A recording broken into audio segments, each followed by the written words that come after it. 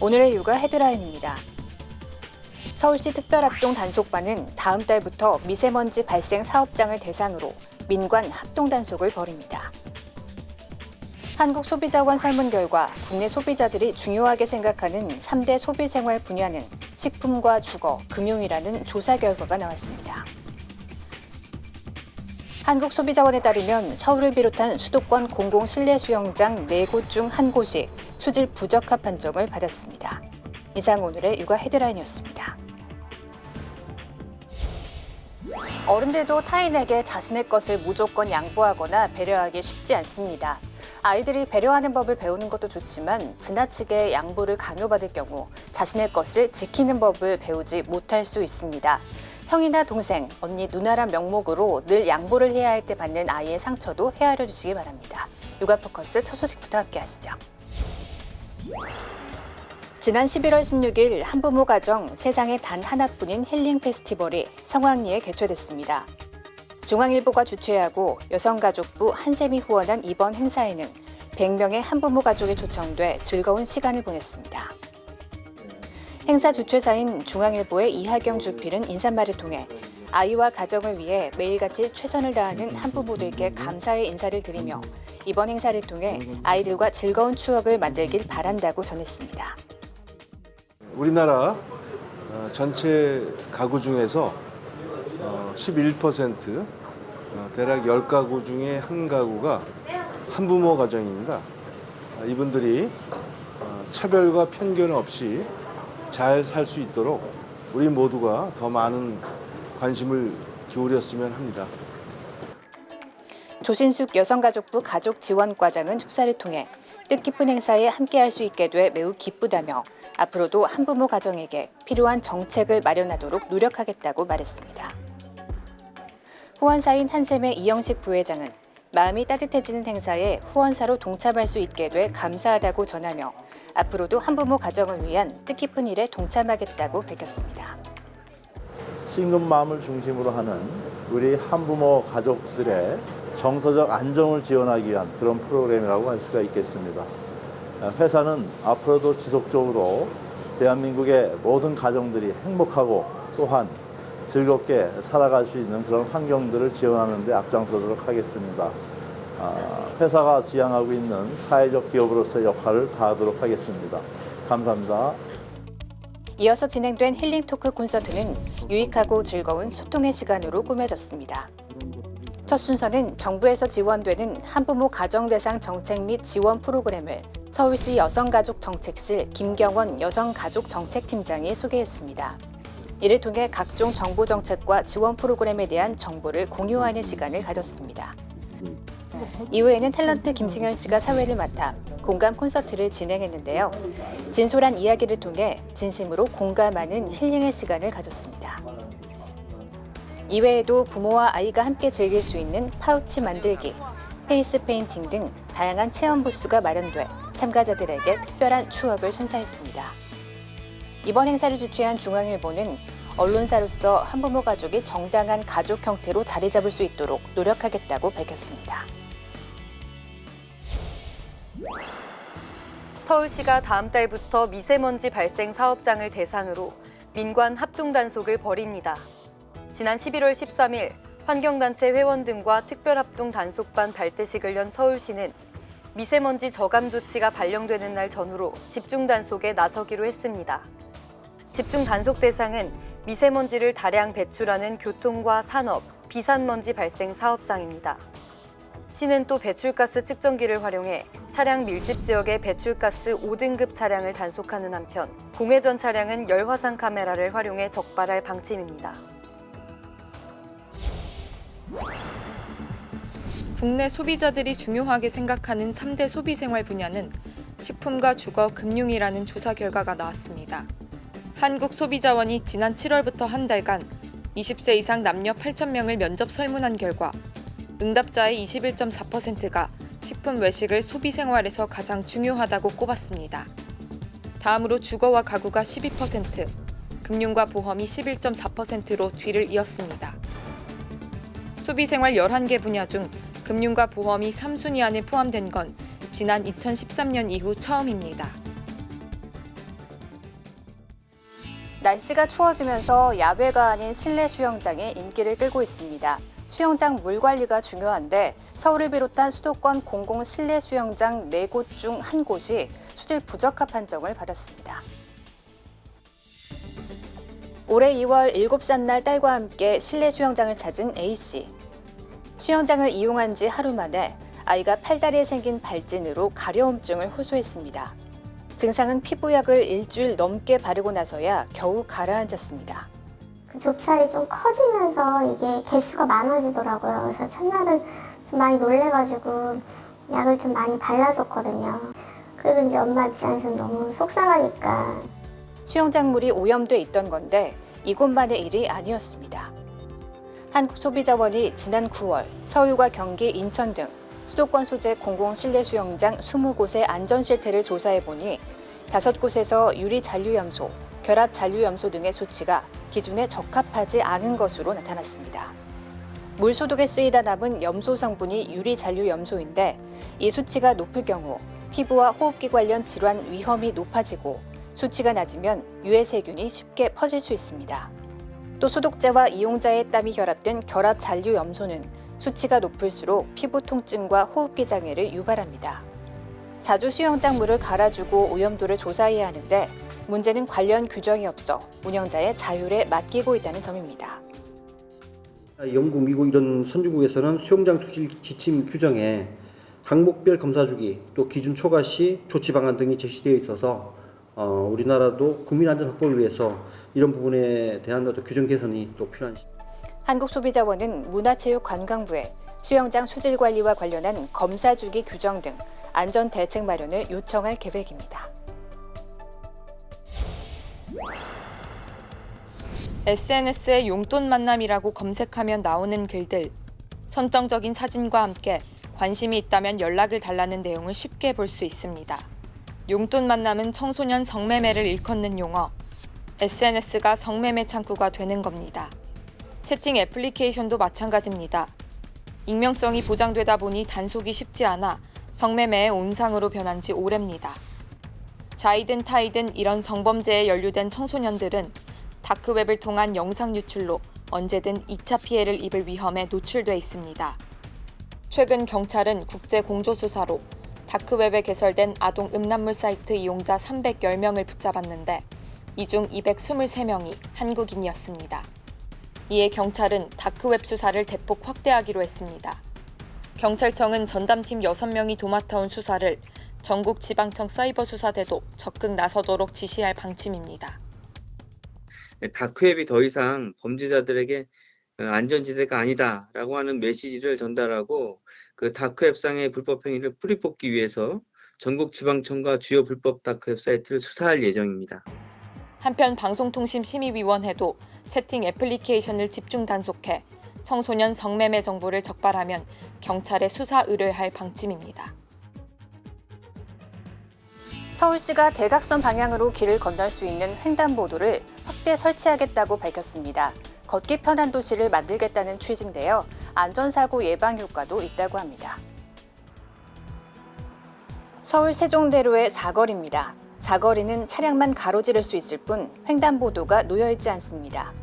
그러다 보니 대각선 지점으로 이동하기 위해서는 신호를 2번 기다려야 합니다. X자 형태의 대각선 횡단보도는 이 같은 불편함을 해결해 줍니다. 보행자들의 동선이 많이 줄어드는 것이 가장 큰 장점인데 여기에 차량 진입까지 차단되다 보니 교통사고가 예방되는 효과도 있습니다. 서울시는 이 같은 대각선 횡단보도를 2023년까지 2배 이상 설치하겠다고 밝혔습니다. 예전에는 차량 흐름을 고려해 좁은 도로 위주로 적용했지만 앞으로는 보행자 통행량이 많으면 간선도로 등 넓은 도로라도 설치할 방침입니다. 차량 통행 위주에서 앞으로는 보행자 위주의 정책이 바뀌고 있습니다. 보행자가 많은 간선도로 위주로 정책을 좀 확대해서 실질적으로 보행자에게 도움이 될 수 있도록 이런 정책을 펼칠 계획입니다. 서울시는 시간과 요일에 따라 변하는 신호 체계를 국내 최초로 도입해 대각선 횡단보도가 특정 시간에만 운영되는 방안도 검토하고 있습니다. 올해 68살의 이예순 씨는 최근 병원에서 허리둘레를 재고 깜짝 놀랐습니다. 지난 9월에 쟀을 때만 해도 32인치였는데 2달 만에 4인치가 늘어난 겁니다. 이 씨는 해가 갈수록 복부에 쉽게 살이 붙는 것을 체감한다고 하소연합니다. 운동도 해보고 음식도 바꿔보고 그러려고 그러는데 제가 고기는 안 먹고 야채는 많이 먹었는데 배가 자꾸 나오는 것 같더라고. 문제는 이 복부에 살이 붙을수록 치매 가능성도 높아진다는 점입니다.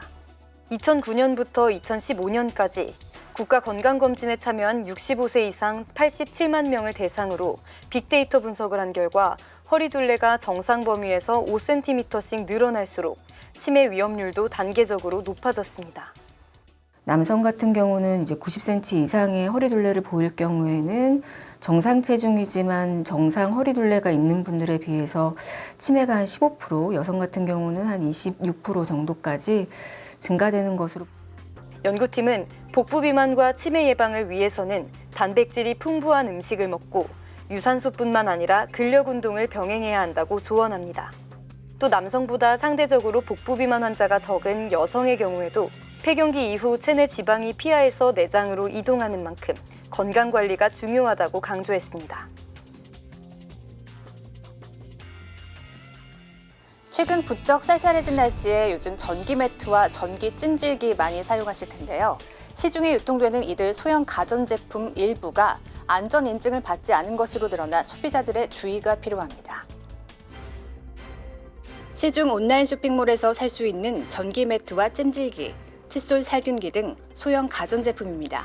소비자원이 이들 제품 10개를 직접 구입해 조사한 결과 7개 제품이 안전 인증을 받지 않은 것으로 드러났습니다.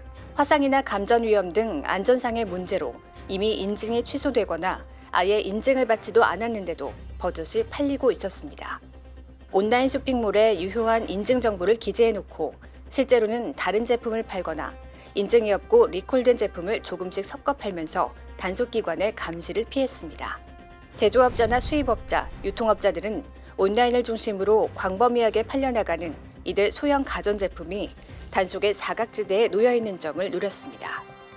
소비자원은 온라인 쇼핑몰 판매 사이트에서 KC마크, 안전인증번호가 제품에 제대로 표시되어 있는지 확인해야 피해를 막을 수 있다고 당부합니다.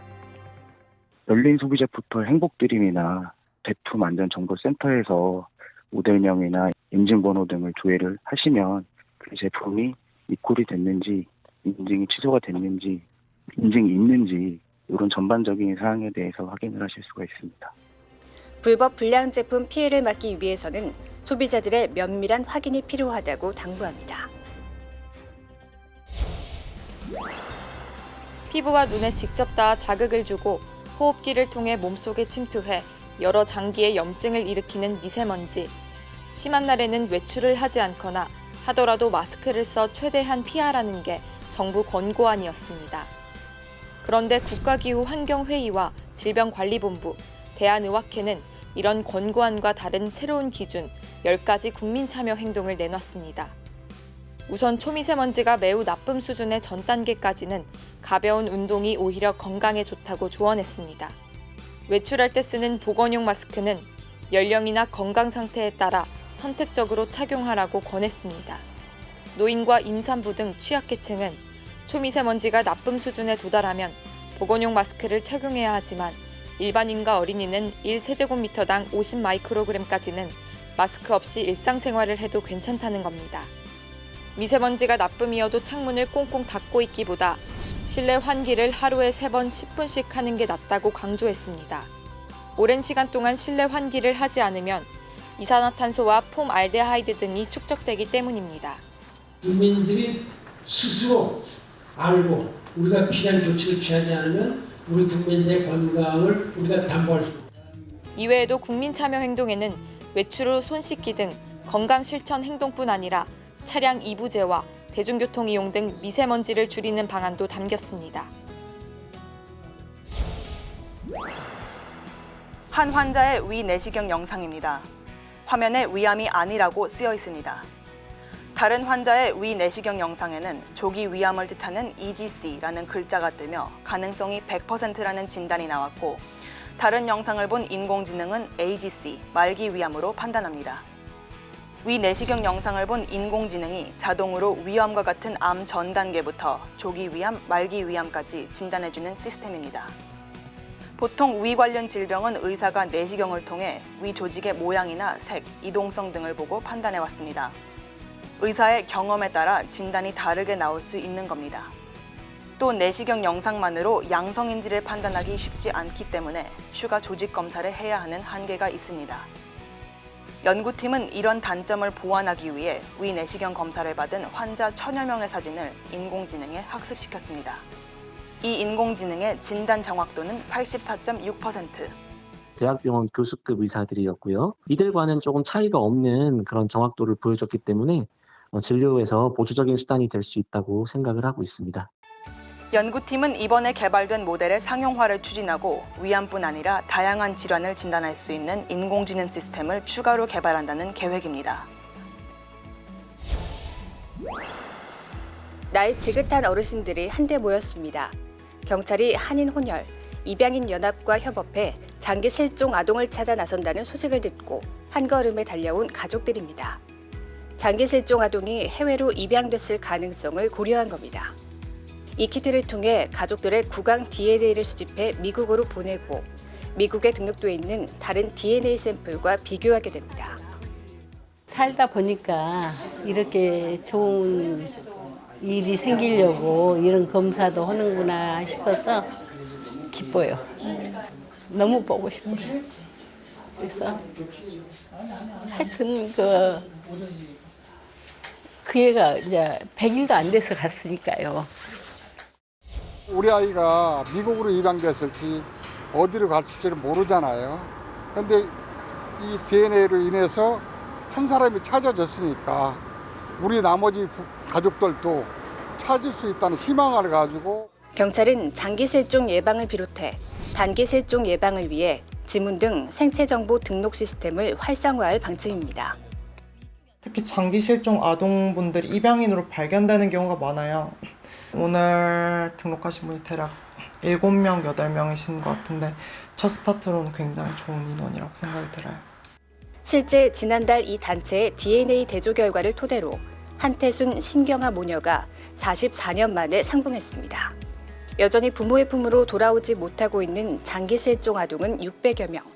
장기 실종 아동 가족들은 경찰 등 정부의 지속적인 지원과 함께 시민들의 관심이 절실하다고 입을 모았습니다.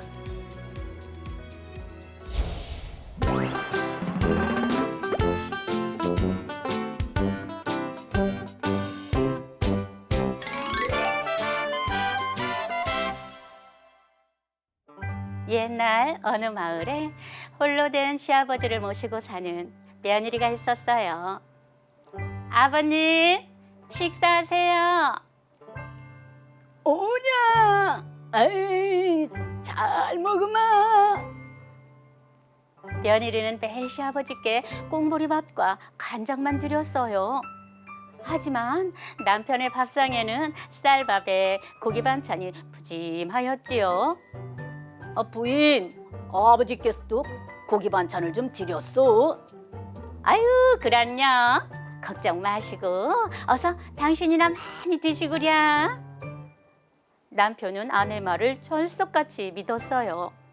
그런데 날이 갈수록 시아버지는 계속 야위어만 갔지요. 매일 고기 반찬을 드리는데도 이리 수척해지시다니. 이상하게 여긴 남편이 몰래 살펴보니 아내 말은 터무니없는 거짓말이었어요. 삼시세끼를 꽁부리밥과 간장만 드리며 아버지께 소홀히 대하는 아내를 어찌하면 좋을지 궁리하였지요. 하루는 집신을 삼으며 두런두런 이야기를 나누던 중 아내에게 넌지시 말을 건넸어요. 저 아래 마을 사는 누가 아버지를 팔아서 집도 사고 돈도 사서 부자가 됐다는군. 네? 아이고 망치케라. 다 늙은 노인을 못하러 산대요. 아버지가 없어 외로운 사람이 아버지 삼으려고 그랬다지 아마. 남편의 말을 가만히 듣던 아내는 반색하며 속삭였어요. 아휴, 살림도 어려운데 그럼 우리도 시아버지를 팔아서 논도 사고 밭도 사는 것이 어떨까요? 그러자 남편은 고개를 떨군 채 고민하듯 말했지요. 하지만 누가 우리 아버지를 탐낸단 말이오? 야이요, 힘도 없으신데 에휴, 사갈 사람이 있으려나? 아유, 그건 걱정 말아요. 이제부터 남들이 탐낼 정도로 살찌우면 되잖아요. 뭐, 그러든지.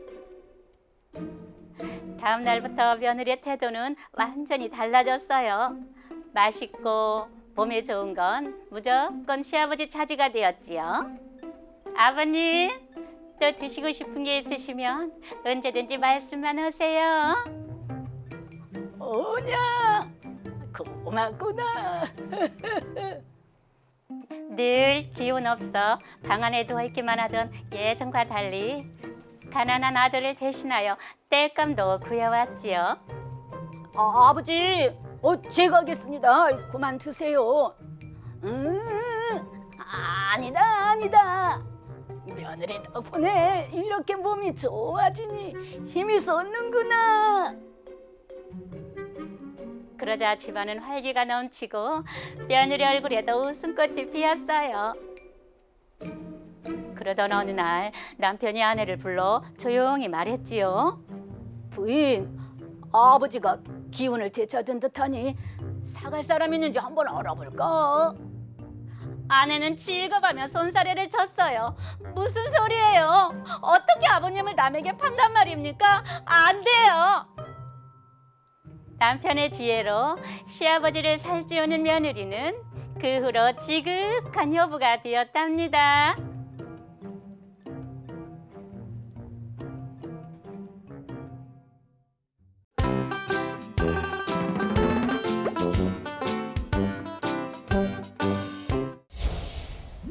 미세먼지 농도가 높고 대기 상태가 좋지 않을수록 피부는 수분을 빼앗기고 예민해집니다. 아이에게 아토피라도 있다면 더욱 주의가 필요할 텐데요. 본격적인 추위가 시작되는 이맘때는 실내 공기 또한 더 건조해지기 때문에 가습기를 사용하거나 피부 보습 관리를 철저히 해주시는 게 좋습니다. 육아 포커스 마칩니다. 시청해주신 여러분 고맙습니다.